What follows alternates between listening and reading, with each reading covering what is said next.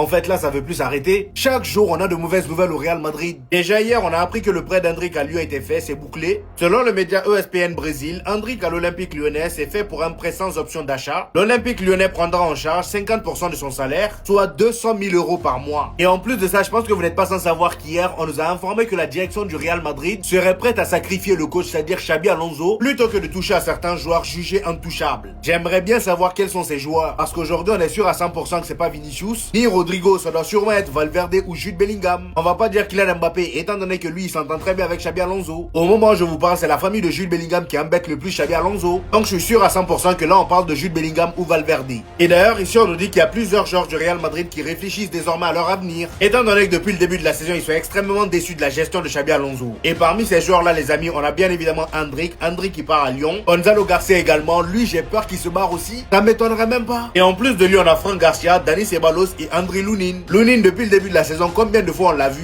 Après, j'ai envie de dire, vu le niveau de Thibaut Courtois, c'est normal. Mais les autres joueurs, pour moi, il y a un problème. Et comme si c'était pas suffisant comme mot de tête, il y a encore une fois Kamavinga qui s'est reblessé. Voilà. Lui aussi, je l'aime bien, mais ça fait maintenant 2 ou 3 saisons que le gars, il enchaîne des blessures. Il n'arrive même pas à enchaîner 10 matchs. Et pourtant là, il commence très bien la saison. Depuis son retour de blessure, le gars, il est très bon. Il a même intégré l'équipe titulaire. Mais il fallait qu'il se reblesse avec l'équipe de France. Comme il a dit ici, Eduardo Camavinga a des douleurs aux ischio-jambiers. Et sa présence pour le match d'aujourd'hui est en doute. Pour l'instant, on connaît pas la gravité de sa blessure. Et ça reste quand même un très mauvais signe.